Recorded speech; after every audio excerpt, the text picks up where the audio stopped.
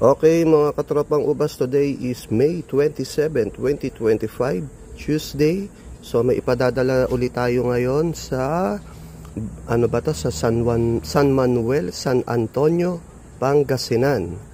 So bayad draft and go po ito. So ang kanyang order ay 2 pieces na Catawba grapes, 2 pieces na Brazilian hybrid at 2 pieces na Black Riviere grapes sapling. So tingnan nyo naman po ang mga ugat. Ayan o. Very stable na po. Ayan o. Punin natin yung isa. Ayan o. Brazilian hybrid. Naku, napakaganda ng tubo. Ayan. Going to San Antonio, San Manuel po ito, Pangasinan. 1 day delivery lang po ito. Via draft and go. Ayan.